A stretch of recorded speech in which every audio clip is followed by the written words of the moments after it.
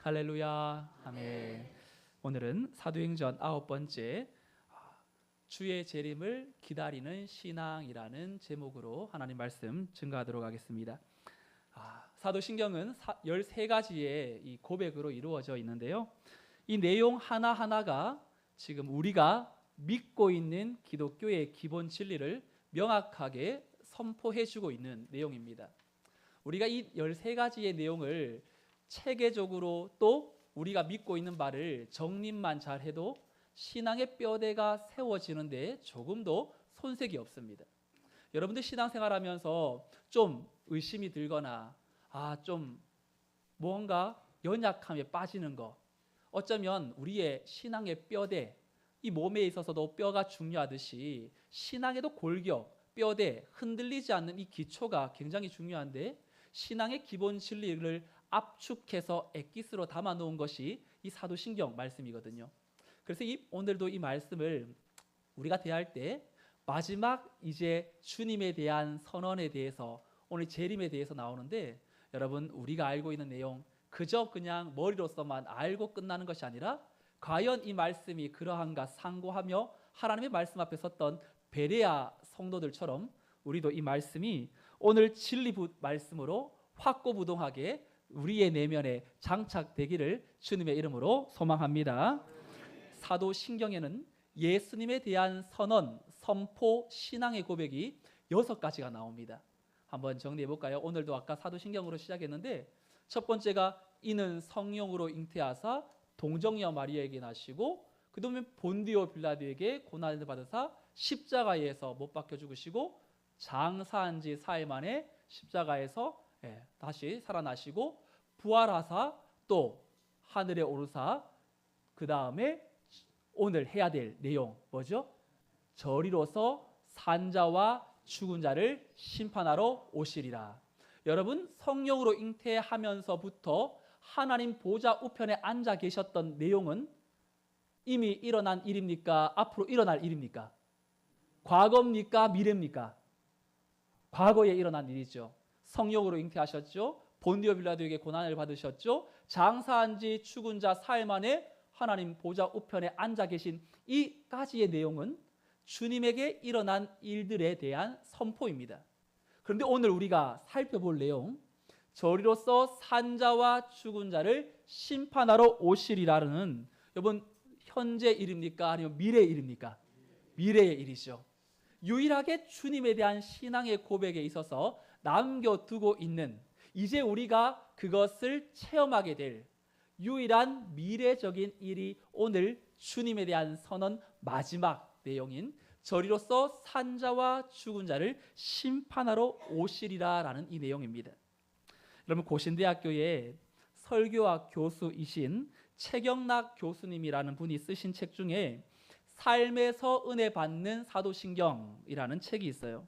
이 책 107페이지에 보면 이분이 이 러시아의 대문호인 도스토옙스키의 이 고전소설 속의 러시아 민담 이야기를 좀 각색해가지고 자기의 책에 이렇게 수록해 놓았는데, 제가 읽어 드릴 테니까요, 한번 잘 들어보십시오. 어느 날 예수님이 재림하셨다. 그런데 어째 분위기가 심상치 않다. 분명 러시아도 러시아 정교의 중심으로 기독교 신앙이 흐르는 나라인데 예수님의 재림 소식에 적잖이 당황하는 모습이다. 그날 밤 모스크바에서 대규모 비밀 회의가 열리는데 회의 이름이 예수 재림 비상 대책 회의였다. 전국 각지에서 연락받은 러시아 정교의 종교 지도자들이 속속 회의 장소로 모여든다. 사회자왈, 바쁘신 중에도 먼 길을 달려와 주신 주교님들에게 감사드립니다. 오늘 이렇게 한자리에 모인 이유는 이미 몇몇 분들은 소식을 들었겠지만 여러분, 예수님이 재림하셨습니다. 그러자 여기저기 웅성웅성 놀라는 소리가 들린다. 그리고 다시 사회자왈, 설마 했는데 주님이 정말 재림하셨습니다. 재림하신 장소는 일단 파악해 두었습니다. 여하튼 이 문제를 어떻게 처리해야 할지 여러분들의 고견을 듣고자 이렇게 급히 회의를 소집하였습니다. 잠시 깊은 침묵이 흐른다. 이윽고 한 사람 두 사람 해결 방안을 제시하고 진지한 논의가 이어진다. 동틀 무렵이 되어서야 결론이 난다. 회의 결과를 가지고 재림하신 예수님에게 특사가 파견된다. 특사가 예수님에게 말한다. 주님, 오신다고 얼마나 수고가 많으셨습니까? 혹시 오시는데 어려운 점은 없으셨나요? 친절하게 먼저 말한 후에 본인들의 본론의 내용을 말하는데 이렇게 말합니다. 그런데 주님, 말씀드리기가 좀 송구하지만 시기가 안 좋습니다. 지금 러시아 정교회가 한참 뜨겁게 사역하면서 부흥하고 있는데 그동안 러시아 정교회가 여러 가지 문제로 불협화음이 많았는데 최근 들어서야 이런 문제가 다 봉합되어지고 이제는 서로가 의기투합해서 교회가 뜨겁게 성장하고 있습니다. 그런데 이런 와중에 주님이 덜컥 재림해 버리시면 분위기가 깨질 수 있습니다. 그래서 저희가 숙고하여 내린 결론인데 예수님 죄송하지만 이번에는 다시 돌아가셨으면 좋겠습니다. 돌아가셨다가 저희가 기별을 띄우면 오시면 안 될까요? 여러분 어떻게 생각하세요? 이 이야기가 러시아 민담 이야기에 실려져 있는 걸 이분이 각색해서 이 책에다가 수록해 놓았어요. 오늘날 우리 예수님의 재림에 대해서 성도들의 마음이 들켜버린 것과 같은 그러한 고발을 하는 것 같습니다. 여러분들의 속마음은 어떠세요? 주님 당장 오셔도 되겠습니까? 이 보세요. 저 아멘 소리가 이 민담 이야기의 내용과 특별히 다시 묻습니다. 주님 당장 오셔도 됩니까? 신구약 66권 1189장으로 기록된 성경은 마지막 장 마지막 절 요한계시록 22장 20절 21절은 이렇게 성경을 마무리 짓고 있습니다. 우리 요한계시록 22장 20절 21절 말씀을 함께 합독해 보겠습니다. 시작. 이것들을 증언하신 이가 이르시되 내가 진실로 속히 오리라 하시거늘 아멘. 주 예수여 오시옵소서. 주 예수의 은혜가 모든 자들에게 있을지어다. 아멘. 성경을 마치면서 주님께서 하시는 말씀이 내가 속히 재림하겠다. 그런데 여기에 성도의 당연한 반응은 아멘 주 예수여 어서 오시옵소서라고 말해야 하는데 오늘 우리의 신앙이 지금은 조금은 내 자녀가 결혼하는 걸 보고 아니 이 사업이 이제 막 시작되었는데 조금만 더 기다려 주시면 안 됩니까? 뭔가 우리가 이 땅에서 연연해 하고 있는 것이 한 가지라도 있다면 주님의 재림 신앙을 우리는 좀 막아서고 있는 그런 연약함, 그런 우리의 아멘 주 예수여 오시옵소서라는 반응으로 이어지지 못하겠지요. 오늘 우리가 말씀을 통해서 이 예배에 참석한 모든 주의 권속들의 삶에 언제든지 주님을 기다리고 언제든지 주님의 오심을 환영하며 맞을 수 있는 그러한 믿음이 회복될 수 있기를 주님의 이름으로 축원합니다. 오늘 함께 나눌 사도신경의 9번째 고백, 저리로서 산자와 죽은 자를 심판하러 오시리라. 먼저 여러분 질문해 볼게요. 저리로서라는 이 단어 여러분 어떤 뜻이죠? 저리로서 우리가 늘 이렇게 외우는데 한글말이 참 의미가 바로 전달 안 될 때가 있죠. 저리로서 여러분 저리로서라는 말은 저쪽이라는 말과 부터라는 말의 합성어예요. 그러니 거기로부터 저쪽으로부터 영어에 from there이라고 되어 있는데 저리로서라는 말은 바로 예수님이 계신 그곳에서부터 지금 주님이 어디 계시죠? 하나님 보좌 우편에서부터라는 말입니다.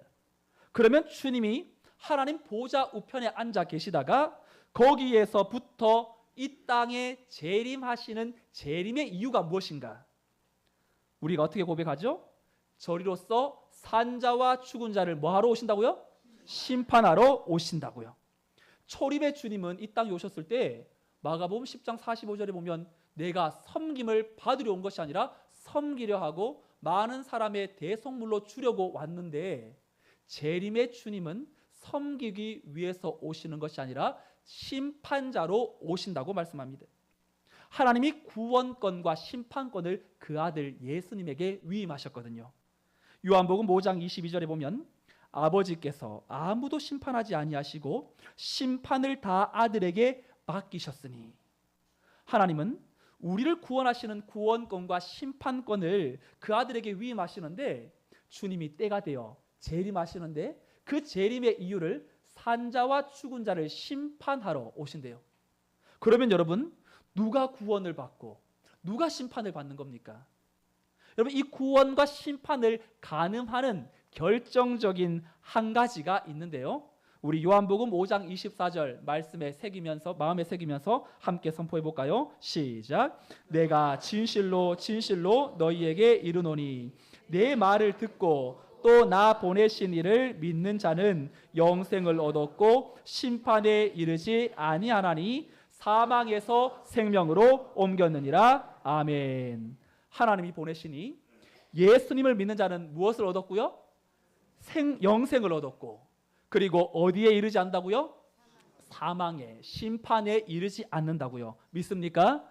오늘 이 자리에 혹시나 구원받으려고 예배 참석하신 분들 계세요? 아멘 하시면 안 되는데 여러분, 예배가 구원의 조건입니까? 아니죠. 구원에 마땅한 결과이죠. 혹시 헌금생활, 구원받기 위해서 헌금생활 하시는 분들 계세요? 우리 어떤 행위로도 구원을 얻지 못합니다. 하지만 오직 예수 그리스도를 믿는 자만이 하나님이 주시는 선물을 받는, 영생의 선물을 받는 것이죠. 너희가 그 은혜에 의하여 믿음으로 말미암아 구원을 얻었나니 이것이 너희에게서 난 것이 아니요 하나님의 선물이라. 행위에서 난 것이 아니니 이는 누구든지 자랑하지 못하게 하려 함이니라. 다시 오실 주님은 분명히 심판자로 이 땅에 오시는데, 심판의 대상을 바로 산자와 죽은 자로 지칭하고 있습니다. 여러분, 저리로서 거기에서부터 산자와 죽은 자를 심판하러 오시는데, 여기에서 산자는 누굽니까? 산자, 말 그대로 주님이 재림하실 때 여전히 살아있는 사람을 산자라고 말하고요. 그리고 죽은 자는 주님이 오셨을 때에 이미 죽은 자를 죽은 자라고 말합니다. 그런데 여러분, 생각해 보세요. 사람이 죽으면 어떻게 되죠? 영혼은 예수님을 믿으면 천국으로, 예수님을 믿지 않으면 지옥으로 결정이 됩니다.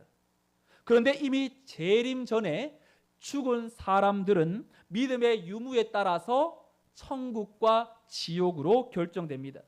그런데 주님이 다시 재림하실 때에 이미 죽은 자들, 그리고 살아있는 자들은 당연하겠지만 이미 죽은 자들은 어떻게 됩니까?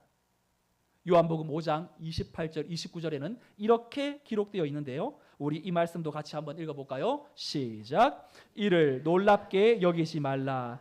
무덤 속에 있는 자가 다 그의 음성을 들을 때가 오나니 선한 일을 행한 자는 생명의 부활로, 악한 일을 행한 자는 심판의 부활로 나오리라. 아멘.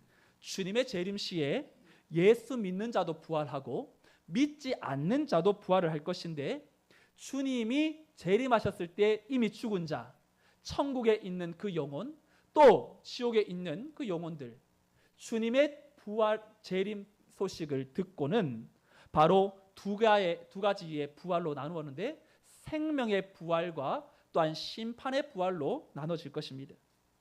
여기에 이미 천국에 가 있는 영혼은 주님이 재림하실 때에 영화로운 몸의 부활 승리를 얻는, 그래서 영혼과 육체가 아름답게 결합되어지는 완전한 하나님이 새로운 새 창조의 몸을 입고 회복되는 날, 그래서 영원한 생명으로 다시금 또 부활하게 될 것이고, 지옥에 있는 자들은 두 번째 불못, 그들도 부활하게 되겠지만 심판의 부활로 다시금 영원한 그 불못에 들어가게 될 거라고 말합니다.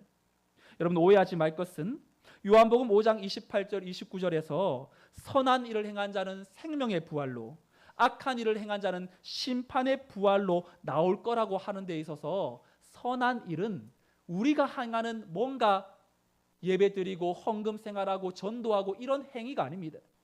선한 일이라는 건 예수님을 믿는 것이 선한 일이고, 악한 일은 예수님을 믿지 않고 그분의 말씀을 거부하고 받아들이지 않는 것이 악한 일입니다. 그래서 생명의 부활과 심판의 부활을 결정짓는 한 가지는 예수님을 믿는 믿음입니다. 이 부분을 구약 다니엘서 12장 2절은 또 이렇게 다니엘이 예언하는데요. 함께 이 말씀도 읽어볼까요? 시작. 땅의 티끌 가운데에서 자는 자 중에서 많은 사람이 깨어나 영생을 받는 자도 있겠고, 수치를 당하여서 영원히 부끄러움을 당할 자도 있을 것이며. 아멘. 여러분, 기독교는 단순합니다. 예수님을 믿느냐 믿지 않느냐, 영생과 영벌이 결정됩니다. 오직 예수, 오직 이 믿음의 이 원리 이외에 다른 구원이 없음을 여러분 기억하시고, 흔들리지 않는 믿음 견실하게 붙들 수 있기를 주님의 이름으로 축원합니다. 주님은 반드시 재림하셔서 산자와 죽은 자를 심판하러 오시는데, 여러분들 왜 심판하셔야만 할까요? 심판의 목적이 있습니다. 심판의 목적은요, 바로 예수님을 믿는 자와 믿지 않는 자를 구분시키고 분리시키기 위함이에요. 마태복음 25장에 보면 31절에서 33절의 말씀을 제가 한번 읽어드릴게요. 주님이 다시 오셨을 때 어떤 일이 일어날 것인지를 양과 염소의 비유를 가지고 이렇게 설명합니다. 인자가 자기 영광으로 모든 천사와 함께 올 때에 자기 영광의 보좌에 앉으리니, 모든 민족을 그 앞에 모으고 각각 구분하기를 목자가 양과 염소를 구분하는 것 같이 하여 양은 그 오른편에 염소는 왼편에 두리라. 주님이 다시 오셨을 때에 주님이 심판주로 오셔서 제일 먼저 하는 것이 무엇이냐면 구분하는 겁니다. 각각 구분하기를, 양과 염소를 구분하듯이 양은 오른편에 염소는 왼편에. 여러분, 이 오른편이라는 건 옳다라는 의미거든요. 또 거기에는 의인들이 있는 위치라면 왼편은 불의한, 악한, 옳지 않은, 그래서 악인을 이 왼편에다가 둡니다. 그러니 주님이 오시기 전까지는 악인과 의인이 공존하며 삽니다. 누가 의인인지 누가 악인인지 몰라요. 그런데 주님의 재림 때에는 이것이 확연하게 나뉘어집니다. 정결과 거룩을 위해서 분리가 불가피한 거지요. 주님께서 이 천국 비유를 말씀하면서 이 하나님의 나라는 천국 씨를 땅에 뿌린 것과 같다고. 근데 거기에 가라지도 날 것이다. 제자들이 물어요. 주님, 가라지는 뽑을까요? 아니, 내버려둬. 나중에 추수 때에는 내가 먼저 가라지를 다 뽑을 거야. 지금 뽑다가 알고까지도 뽑아질까 두려우니라. 주님께서 그 가라지를 내버려 두라는 것은 어쩌면 주님의 재림 추수 때에까지 유보해 주시고 기다리시는 아버지의 그 마음을 어쩌면 나타낸 것이라고 할 수 있겠죠. 주님의 이 심판으로 오시는 그 목적은 구분하고 분리시키는 것이라면, 두 번째 궁극적인 목적이 있는데요. 바로 구별하고 분리시켜 놓으면 거기에 따라 각각의 상태에 따라 최종적인 결과를 선포하시기 위함입니다. 여러분, 올림픽에서 선수들이 왜 이렇게 열심히 시합을 합니까? 오직 우승을 위해서죠. 그리고 금메달, 은메달, 동메달을 심판이 이 시합 결과에 따라서 구분을 합니다. 너는 금메달, 너는 은메달, 너는 동메달. 그런데 말로만 구분하고 선언만 해놓으면 이거 어떻게? 이보다 더 힘 빠지는 건 없죠. 여러분, 그 단계에 따라, 등급에 따라 보상이 주어지는 것이 그 운동 경기에 참여한 선수들의 마음 아니겠습니까? 주님이 양과 염소를 구분하듯이 분리시켜 놓은 이후에 거기에 맞는 최종적인 상태를 선포하십니다. 먼저 오른편에 있는 양들에게 대해서는 이렇게 선포하세요. 마태복음 25장 34절 말씀 함께 시작. 화면 보여주세요.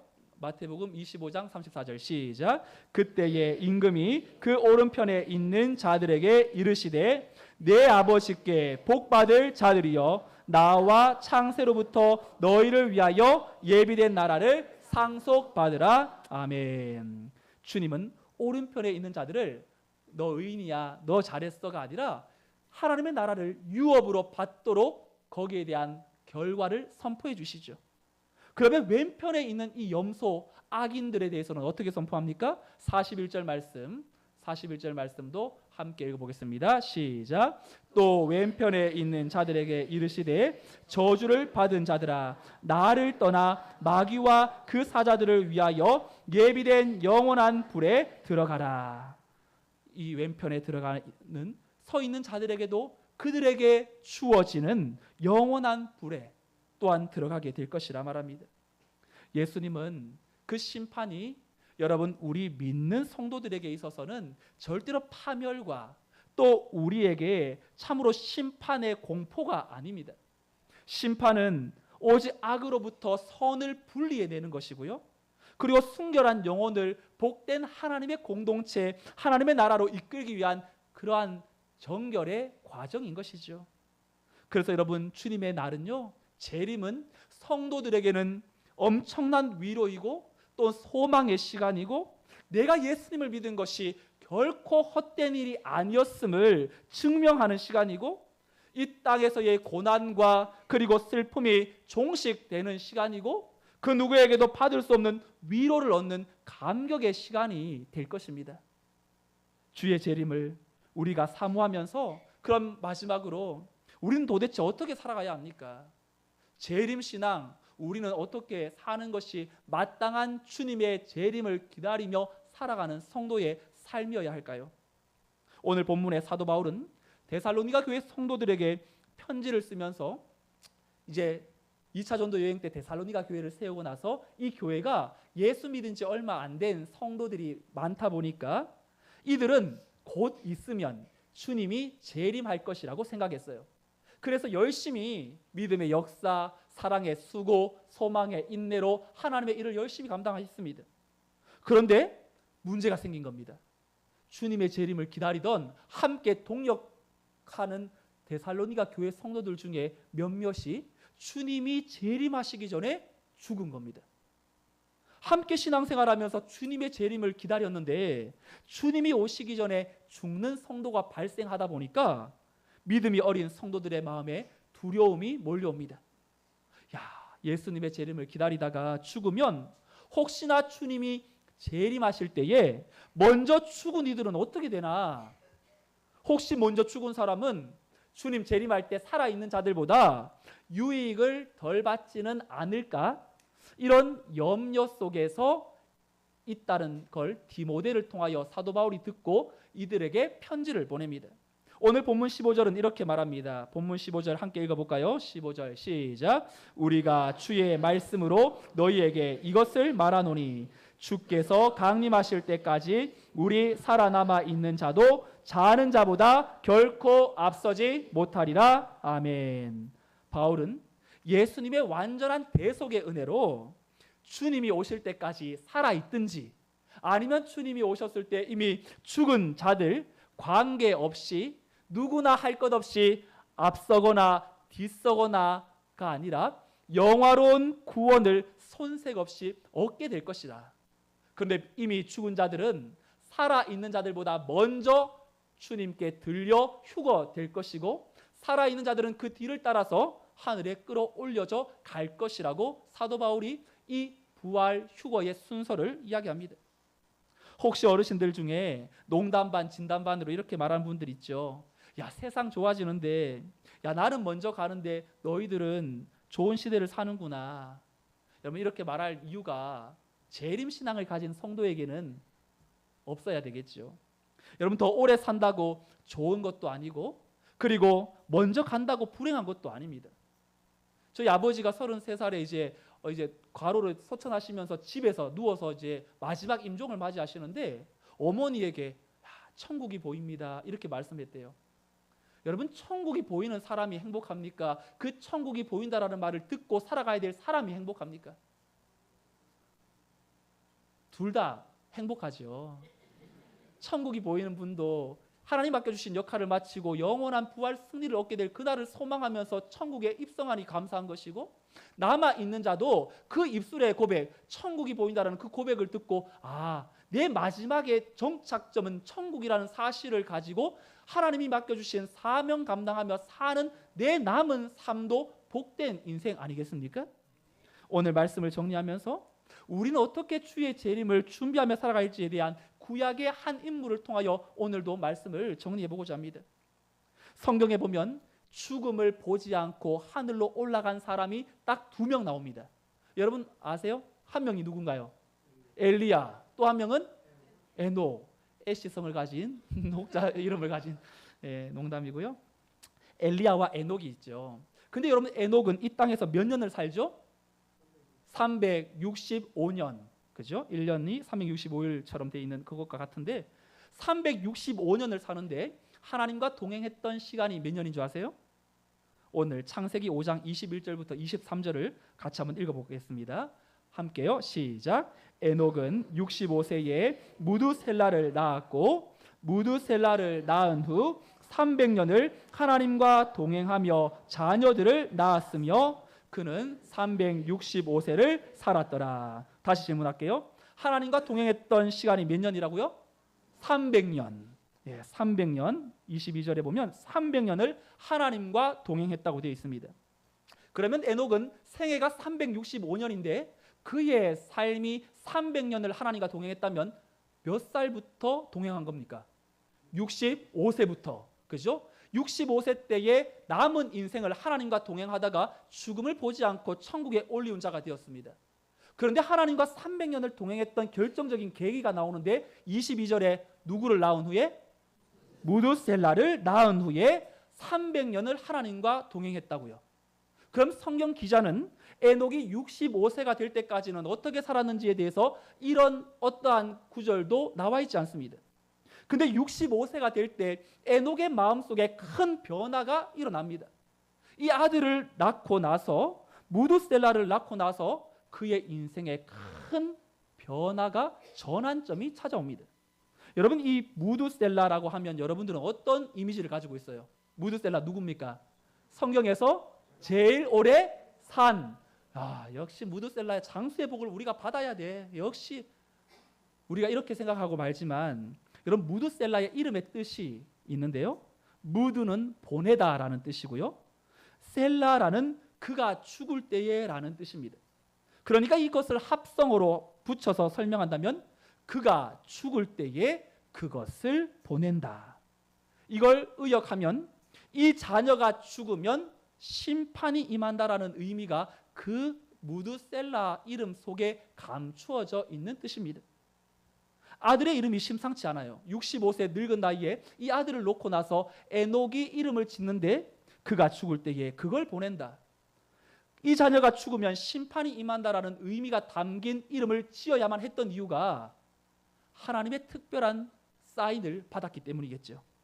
신약 성경 유다서에 보면 이 에녹의 예언이 기록되어져 있는데 우리 유다서 1장 14절 15절 말씀을 함께 합독해 보겠습니다. 시작. 아담의 7대 손 에녹이 이 사람들에 대하여도 예언하여 이르되 보라 주께서 그 수만의 거룩한 자와 함께 임하셨나니 이는 뭇 사람을 심판하사 모든 경건하지 않은 자가 경건하지 않게 행한 모든 경건하지 않은 일과 또 경건하지 않은 죄인들이 주를 거슬러 한 모든 완악한 말로 말미암아 그들을 정죄하려 하심이라 하였느니라. 아멘.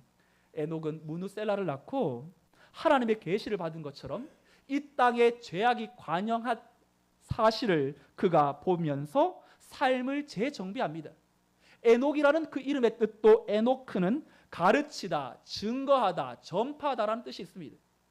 에녹의 인생 자체가 어쩌면 하나님께 부름받은 소명자로 온 생을 하나님의 뜻을 증거하고 전파하며 살아야 될 사명이 있었지만 65세까지는 그 사명을 살지 못하다가 그 아들을 놓고 하나님의 특별한 그 계시가 임하여 그는 이 완악한 죄악의 도성을 바라보면서 그 아들의 이름을 무두셀라, 이 아들이 죽으면 심판이 임한다라는 그러한 이름을 짓고 그 인생이 정신이 번쩍 든 거죠. 무두셀라는 969년을 사는데 어쩌면 그가 장수한 걸 드러내려고 하는 것이 아니라 그 가장 긴 나이 속에는 하나님의 심판을 유보하는 하나님의 기다림의 마음이 그 나이 속에 들어있는 것이죠. 패역한 인생을 심판하기를 원치 않으시는 아버지의 그 기다림의 시간이 바로 무드셀라의 나이였습니다. 그런데 무드셀라가 969세로 일기를 마칩니다. 그 죽던 해에 노아가 600세가 되었고, 성경은 정확하게 그해 하늘이 열리고 바로 홍수가 터지고 무드셀라의 이름의 뜻대로 이 아이가 죽은 후에 심판이 임하는 내용을 우리는 확인합니다. 사랑하는 성도 여러분, 주의 재림은 반드시 나타날 진리인데 초대교회의 성도들은 주의 재림이 금방 나타날 것이라고 생각했습니다. 하지만 주의 재림은 아직 2000년이 지난 오늘도 일어나지 않고 있습니다. 그래서 우리는 주의 재림이 지연되는 것처럼 생각하고 이제는 이 땅에 먹고 마시고 잘 먹고 잘 사는 것에 우리 마음이 빼앗겨 주의 재림을 생각하지 못하고 살아가고 있다면 이 땅 가운데 우리는 주님과 상관없는 삶으로 나가게 되겠지요.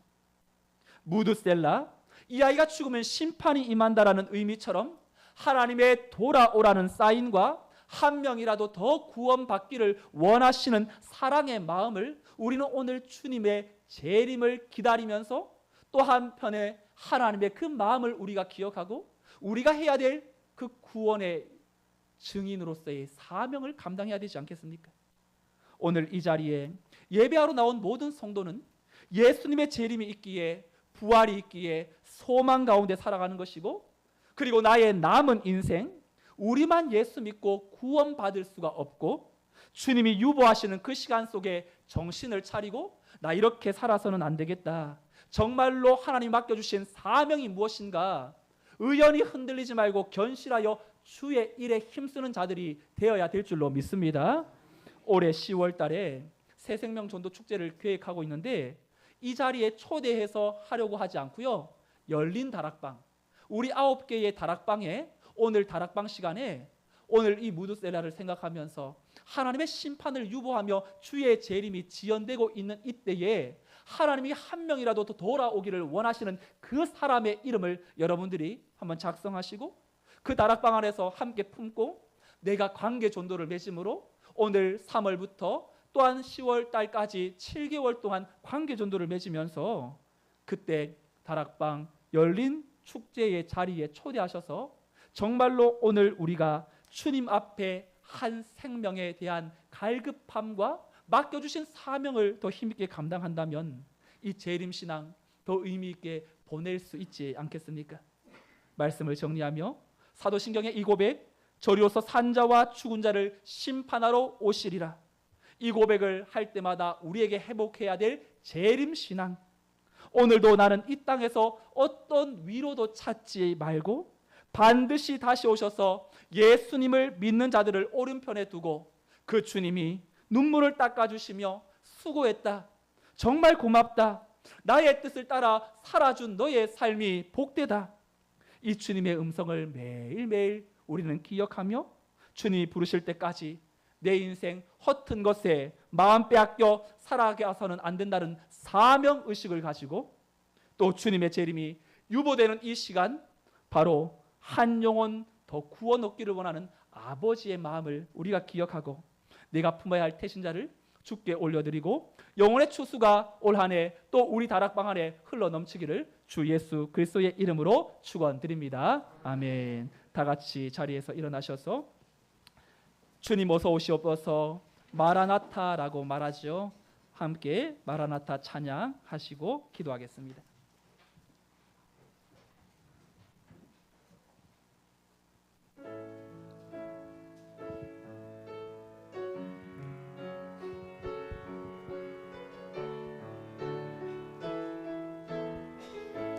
마라나타 마라나타 주 예수여 어서 오시옵소서. 땅의 모든 끝 모든 족속 주를 찬송하게 하소서. 마라나타 마라나타 주 예수여 어서 오시옵소서. 모든 열방이 주께 돌아와 춤추며 경배하게 하소서. 우리 주님 다시 오실 길을 만들자. 십자가를 들고 땅 끝까지 우린 가리라. 우리 주님 하늘 영광 온 땅 덮을 때 우리 땅 끝에서 주를 맞으리. 마라나타 마라나타. 나는 주 예수여 오시옵소서.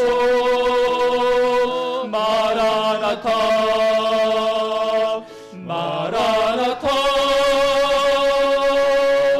나는 주 예수여 오시옵소서. 우리 주님 다시 오실 길을 만들자. 우리 주님 다시 오실 길을 만들자. 십자가를 들고 땅 끝까지 우린 가리라. 우리 주님 하늘 영광 온 땅 덮을 때 우린 땅 끝에서 주를 맞으리. 마라나타 마라나타 마라나타. 남은 주 예수여 오시옵소서. 마라나타 마라나타. 남은 주 예수여 오시옵소서. 마라나타 마라나타 마라나타 마라나타. 남은 주 예수여 오시옵소서. 마라나타 마라나타. 남은 주 예수여 오시옵소서. 아멘. 주 예수여 남은 주 예수여 오시옵소서. 다시 한번 아멘. 주 예수여 아멘. 주 예수여 오시옵소서.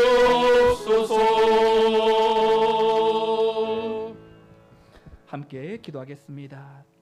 저리로서 산자와 죽은 자를 심판하러 오시는 주님의 그 재림을 사모하며 견실하여 신앙이 흔들리지 않도록, 혹여나 주님이 당장이라도 지금 오실 때에 내 마음속에 있는 불안함, 염려, 그 재림을 미루기를 원하는 내 안의 연약함은 무엇인지 솔직하게 하나님 앞에 기도하시고, 주님의 그 재림을 예수 믿는 자들을 구분하고 구별하여 거룩해 하시려는 하나님의 보호하심을 덧입는 시간임을 우리는 기억하여 하나님이 주신 이 믿음 견실하게 붙들고 살아갈 수 있도록, 예수님의 재림은 하나님의 무한한 기다림의 시간임을 기억하고 돌아오도록 기다리시는 아버지의 마음을 가지고 올해 꼭 구원받기를 원하는 그 사람의 이름을 불러가며 오늘 들은 말씀을 생각하며 함께 통성으로 기도하겠습니다. 하나님 아버지, 우리를 살려주옵소서. 하나님 마라나타의 신앙이 회복되게 하여 주옵소서. 저리로서 산자와 죽은 자를 심판하러 오시리라.